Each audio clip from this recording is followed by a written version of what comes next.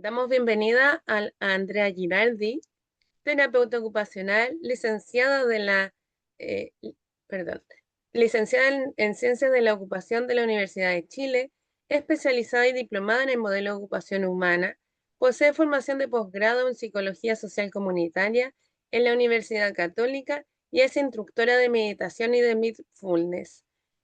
Experiencia con más de 20 años en el área de salud mental y rehabilitación psicosocial e inclusión social, laboral y educacional de adolescentes y adultos en contexto de salud, comunitarios, educacionales, públicos y privados. En la actualidad trabaja en la unidad de trastornos del ánimo de la Red UC, Christus, y participa en la formación de estudiantes de diversas universidades chilenas y realiza asesoría a terapeutas ocupacionales. Hola Andrea, un gusto, te dejamos. Eh, bueno, buena mañana a todos y todas por acá. Hoy día les traigo para compartirles un estudio de caso que tiene que ver con, obviamente, el modelo de ocupación humana y cómo se facilita la participación ocupacional y también los procesos de autoabogacía a través de la presentación de un caso, ¿ya? Em, La- el objetivo de esta presentación es presentar un estudio de caso utilizando el modelo de ocupación humana y evidenciar la participación también del modelo de ocupación humana, dando respuestas a los desafíos actuales que nos convoca hoy día en esta jornada. Eh, para contextualizar un poco el caso, se trata de una joven, ¿cierto? Mujer chilena de 22 años que es estudiante de la carrera de hotelería de la educación superior privada y que ingresa a la unidad de trastornos del ánimo de la Red UC Christus, donde trabajo yo, posterior a un episodio anímico tras haber estado hospitalizada. El diagnóstico clínico que se le hizo en su minuto es de un trastorno bipolar tipo 2 y un trastorno por déficit atencional. También en su historia académica presentó trastornos del aprendizaje, discalculia, dislexia y está en tratamiento con psiquiatras, psicólogos y terapeuta ocupacional de la unidad. Vive actualmente con su familia, con su madre, que su madre es educadora diferencial, una mujer de alrededor de los 50 años, y su hermano menor, que es piloto de aviación, en Santiago, en la comuna de Lo Barnechea. Sus padres se separaron como antecedente relevante a sus 15 años, y fue justamente en ese periodo que se constituyó como un gatillante para su primera crisis del episodio anímico del trastorno bipolar.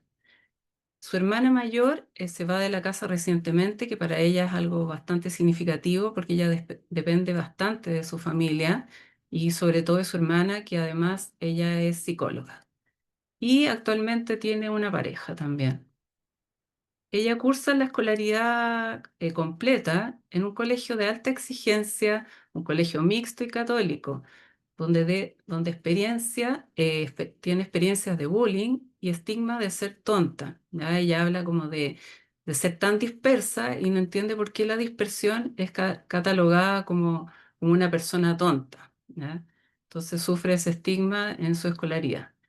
Su motivo de consulta es que no se concentra y nunca ha podido estudiar. Y su familia quiere que logre Dominga aprobar ramos semestrales cuidando su salud. Entonces nos encontramos en un contexto que tiene que ver con una diversidad de situaciones, en una mirada quizás más transeccional, podríamos ver y también asociado un poco a la presentación que hizo Leo en la mañana, que se presentan diferentes desafíos para esta joven. Primero que nada, desde su salud mental en la educación superior, donde se ha visto una alta prevalencia de estudiantes con problemáticas de salud mental en la educación superior. Eso se ha estudiado. Hay un estudio de un proyecto de la OMS que señala que el 31% de los estudiantes presentan alguna problemática de salud mental, principalmente como la depresión o la ansiedad generalizada, ¿ya? Después también aparece el tema de que cuando hay estudiantes que tienen trastornos psiquiátricos, se asocia en general a un menor rendimiento académico, mayor discapacidad funcional y deserción universitaria, y también reporta menores ingresos luego de egresar de su carrera profesional, ¿ya? Esto es lo que evidencian los estudios. Después tenemos, por otro lado, que estamos frente al estigma de salud mental, ¿cierto? Desde la neurodivergencia también, y aquí nos vemos interpelados a prácticas de abogacía y de autoabogacía en este contexto, ¿ya? También estamos en una comunidad de personas neurodivergentes, hay un paradigma actual que nos convoca, y esto se ve reflejado en los apoyos que se están tratando de mejorar o amplificar a estudiantes neurodivergentes, ¿ya? En general, los estudiantes, tanto que tienen problemáticas de salud mental como estudiantes neurodivergentes, tienden a no utilizar los recursos disponibles tanto en la universidad como recursos de salud mental. Y por otro lado, también hay una falta de dispositivos de salud mental para apoyar las necesidades de estos jóvenes. Y por otro lado tenemos el enfoque de género, que se ha visto que el sexo femenino se asocia consistentemente con problemas de salud mental, ¿ya? Y la combinación de déficit atencional o atención divergente, podríamos decir, y mujer, llevan a un mayor riesgo de angustia psicológica, ¿ya? Hay una serie de sesgos basados en el género que los pueden tener maestros o los mismos familiares, los padres, ¿cierto? Hay criterios diagnósticos que se están discutiendo en la actualidad que tienden a ser como más masculinizantes, se dice, y la población de mujeres con atención divergente o TDAH sufren, bueno, de inatención, de hiperactividad, de mayor impulsividad, mayor desregulación emocional y la habilidad emocional, apareciendo como la versión más inatenta se presentaría mayormente en mujeres, ¿ya? Y esto también se ha visto en la investigación de que el déficit atencional en la adultez no se ha investigado tanto, como que aparece un gran interés por estudiar el déficit atencional en los niños, pero se ve que esto continúa a la edad adulta en un 20% de las personas y también es algo relevante a considerar, ¿ya?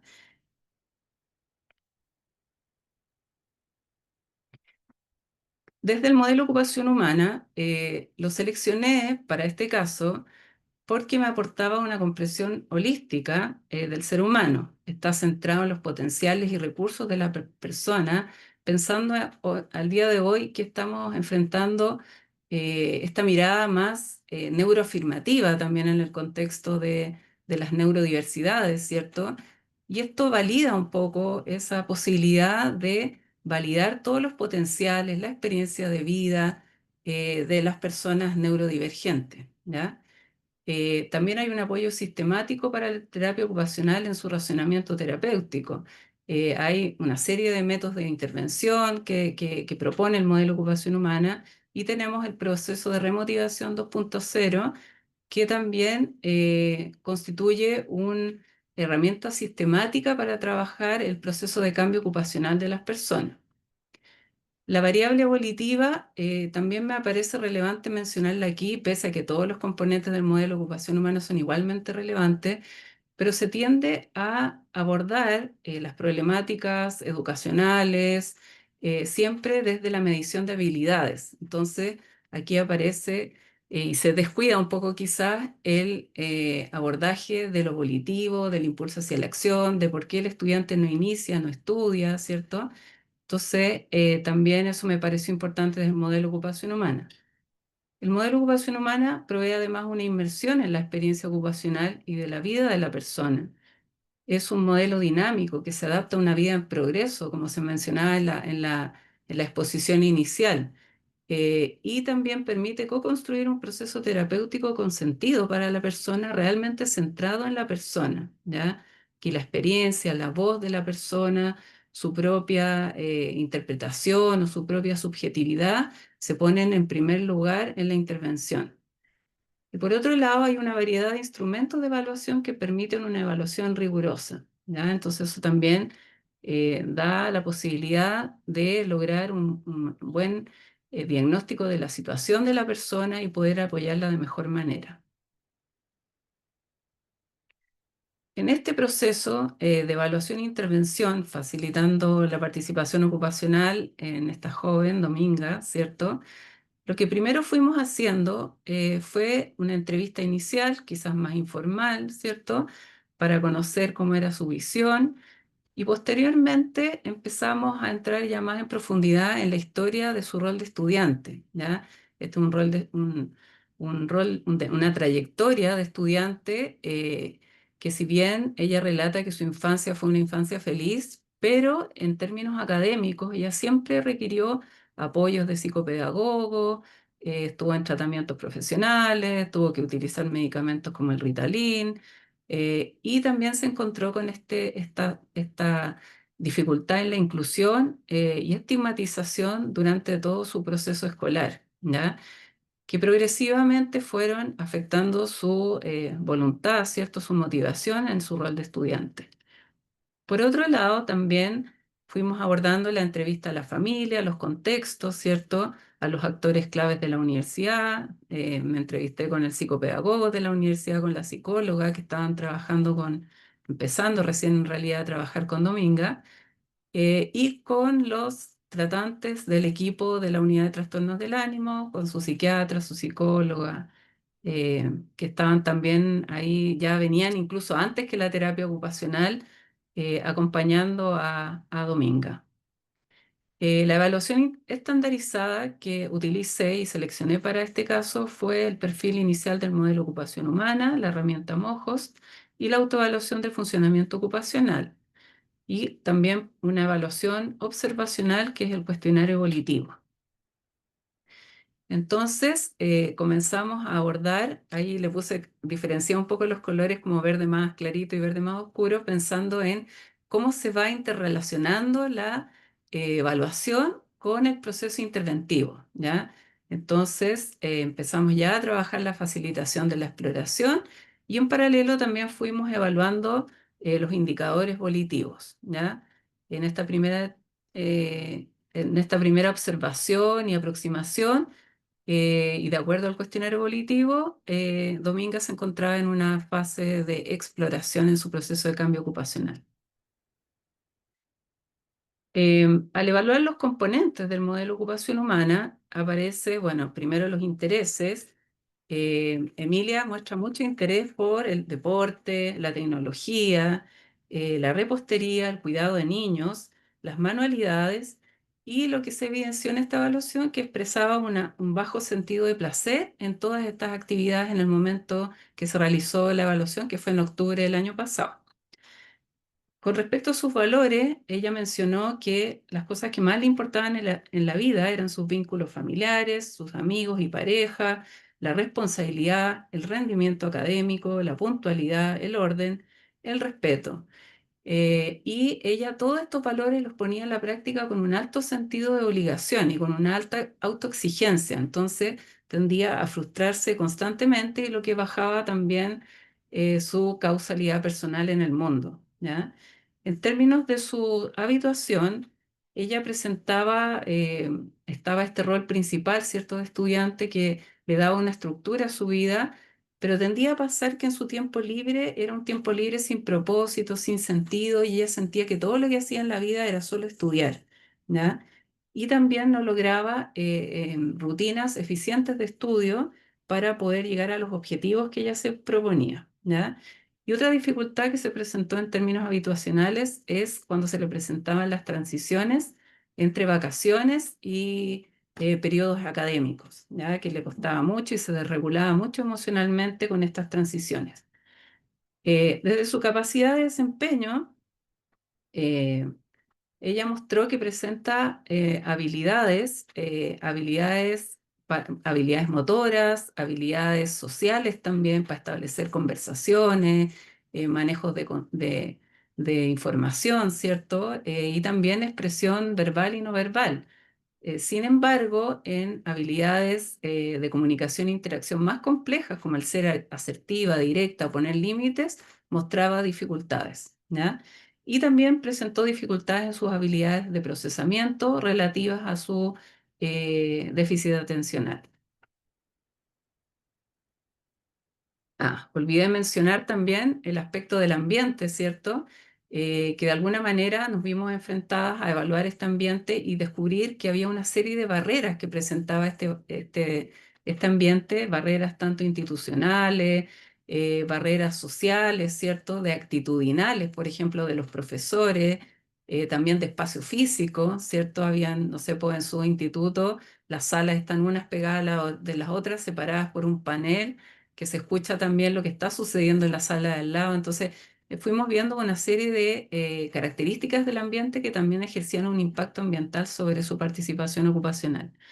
Acá les traje el cuestionario volitivo como una muestra solamente, para que ustedes, los que no conocen tanto del modelo de ocupación humana, vean que existe esta herramienta observacional que muestra indicadores volitivos y en este caso fue evaluado en tres circunstancias distintas, ¿cierto? Esto fue al principio de la evaluación, una cuando Dominga estaba confeccionando su Google Calendar, el otro era también cuando en su proceso de estudio ella hacía todo un proceso de subrayado, ¿cierto?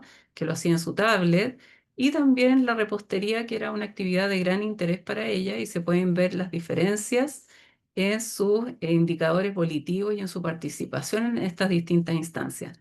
Lo que se vio claramente era que obviamente su motivación hacia la acción era mucho mayor en actividades que ella elegía hacer y que eran de su interés. En tanto las actividades de estudio como le parecían desafiantes, su causalidad personal disminuía y por lo tanto requería más apoyo para poder participar. Em, entonces, conversando con Dominga, fuimos construyendo un proceso de cambio ocupacional, viendo qué le hacía sentido a Dominga de las cosas que habían aparecido en la evaluación. Entonces, una de ellas era ser independiente de otros, de su madre, su hermana y su pololo, ya que desde su infancia ella siempre mostró alta dependencia con su entorno y con su familia, ¿ya? Y quería ser independiente desde lo más cotidiano hasta poder resolver los problemas de vida.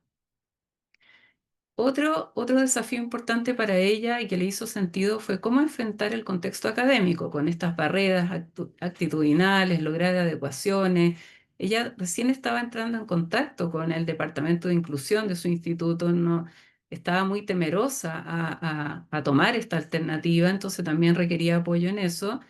Ser escuchada también era para ella un tema importante porque al momento de su hospitalización ella volvió y presentó un certificado en la universidad a su profesor que había tenido una evaluación de fin de semestre y este profesor no consideró el certificado que había presionado y le cuestionó si realmente ella tenía una problemática o no de salud mental. Entonces ella se sintió muy vulnerada en esa situación, ¿ya? También ampliar el diagnóstico de su situación ocupacional, ¿ya? Porque ella refería toda su problemática hacia sus problemas de concentración o dificultades para poder estudiar y no lograba visualizar eh, esta dificultad volitiva y de poner en práctica lo que ella se proponía, siendo que ella lograba algún sistema de organización y tenía alta motivación por tener buen rendimiento en la universidad, pero algo pasaba que no podía poner en acción estos propósitos que ella tenía. Y lo otro era saber qué hacer en su tiempo libre, ¿ya? Como lograr ahí equilibrios ocupacionales. Entonces, tenemos que veníamos, como les mostraba anteriormente, que estábamos en una fase de exploración. Ahora, poco a poco, en esta exploración, ¿cierto? Y en este acompañamiento y facilitación, fuimos también empezando a trabajar la facilitación en el rol de estudiante y partimos trabajando su motivación por el estudio. Y ahí utilizamos la evaluación como intervención también un poquitito para ir generando conciencia en ella que los aspectos volitivos tenían relevancia. Entonces se utilizó el cuestionario volitivo como se lo mostré a ella y se lo compartí para que ella fuera viendo qué era lo típico que le pasaba. Después trabajamos también un proyecto personal de confección y venta de pulseras en su tiempo libre, que fue muy importante para ella porque se empezó a aumentar su sentido de capacidad en el hacer, ¿ya? Y también utilizamos el cuestionario de evaluación de mi motivación de Carmen Gloria de las Heras como parte de la intervención y proceso de reflexión para que ella también pudiera reflexionar más específicamente acerca de los aspectos volitivos que interferían en su participación. Ya en una etapa más avanzada ya empezó a mostrar un poco indicadores ya más de competencia, empezó a sentirse más motivada por ir a clases, por participar en su rol de estudiante. Si bien aún no lograba instalar hábitos de estudio ni estudiar en su casa, sí su motivación había aumentado. Entonces empezamos a trabajar sus habilidades y hábitos de estudio, haciendo un diagnóstico y después abordándolos en la práctica cotidiana, en su organización, en su Google Calendar, fuimos colocando los horarios de estudios, etcétera. Eh, y aquí es donde empezamos a abordar más, como con mayor intencionalidad, la abogacía frente al instituto, porque empezamos a pedir estas adecuaciones, ¿cierto? Tanto para estar en sala de clases como para la evaluación.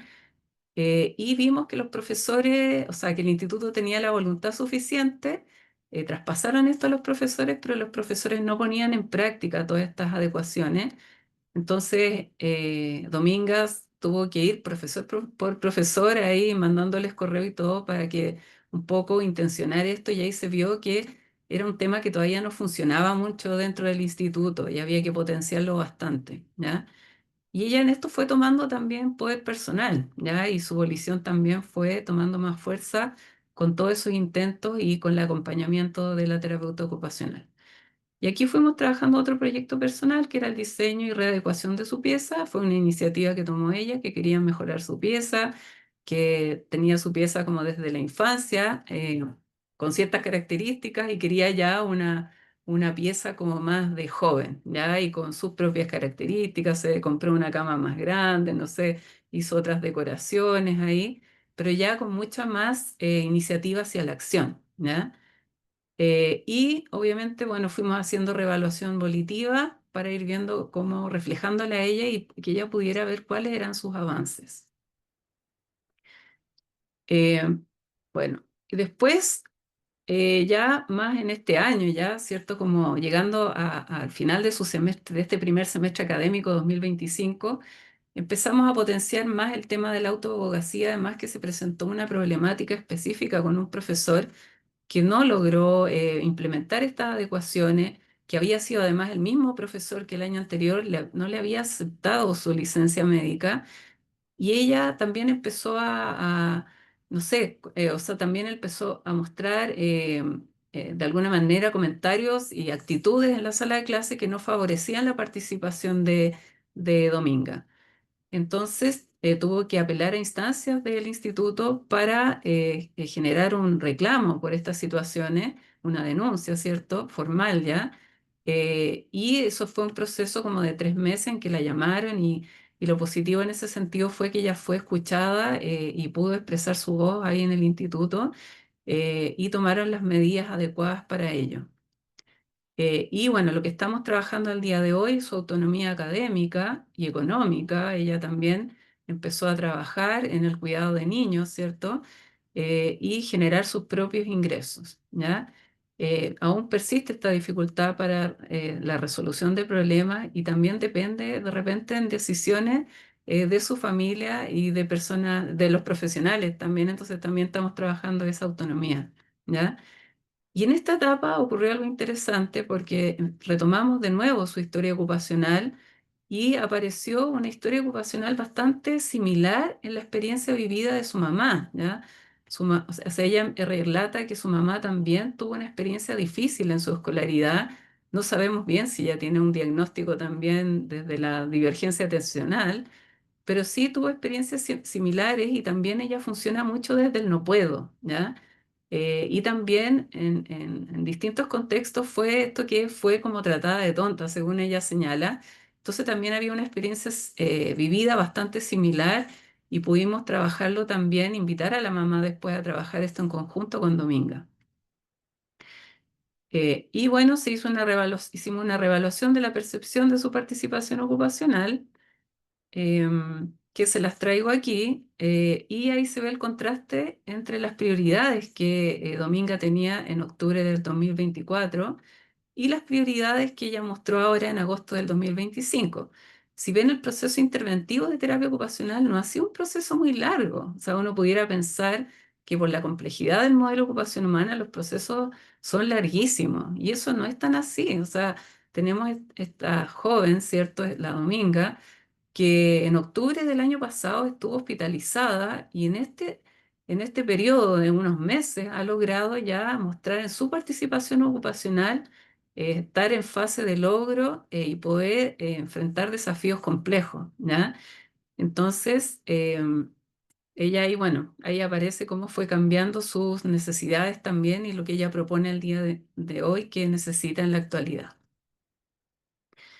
Los desafíos que encontramos en este proceso de facilitación de la participación ocupacional, un tema importante fue este que les había mencionado que tiene que ver con esto de la cognición versus la abolición, ¿ya?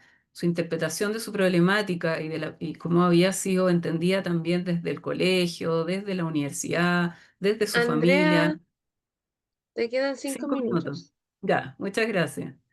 Eh, entonces, este cambio como de paradigma y de ver la problemática y lograr una nueva comprensión en estos espacios de reflexión y de autoconocimiento fue un desafío importante, ¿ya?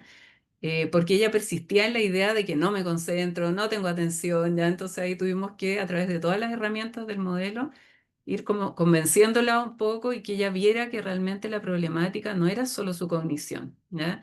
Y que ella tenía un montón de potenciales que ella podía de alguna manera poner al servicio también de su participación. Bueno, la autoabogacía también fue un desafío, como ya les había mencionado, despertar su propia voz, la equidad académica y denunciar las actitudes negativas. Y también hubo un impasse terapéutico, ahí me apoyé bastante del modelo de relación intencional, porque ella empezó a cuestionar las terapias y era porque ella tenía una forma de participar bastante pasiva, como que el profesional le tenía que resolver el problema. Y ahí, en este impasse terapéutico, resolvimos y ella logró encontrarle un sentido positivo a las terapias y tener un rol más activo dentro de ellas también, no solamente terapia ocupacional, sino que la psicoterapia también. Eh, entonces, bueno, el modelo de ocupación humana aquí fue esencial para trascender de un enfoque biomédico a un enfoque centrado en la persona, ¿cierto? Validar también el enfoque ocupacional frente al equipo, ya que en la visión ocupacional y este fenómeno de la ocupación era relevante abordar en este caso en particular también. La educación social también es un aporte del modelo de ocupación humana, ya que tuve que trabajar con distintas instancias de la universidad, del instituto, y promover prácticas de empoderamiento y abogacía. Entonces, las principales conclusiones de este estudio de caso: uno, que el modelo de ocupación humana fue una herramienta fundamental para que Dominga pudiera resignificar su rol de estudiante, validar su trayectoria ocupacional y recuperar su sentido de eficacia. En segundo lugar, en el contexto de estudio, la abogacía por sus derechos como estudiantes se posicionaron en medio de la intervención del modelo de ocupación humana, ¿ya? Y fue apareciendo este proceso de practicar un rol de estudiante en un ambiente académico resistente al cambio.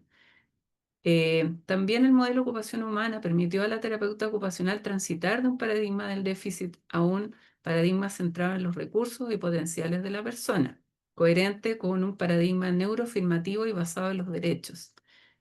Y finalmente, también se dio la posibilidad de acompañar a Dominga en este proceso, enfrentando todos estos desafíos que ya les mencioné, que de alguna manera integran variables socioculturales de género, de salud mental y de inclusión.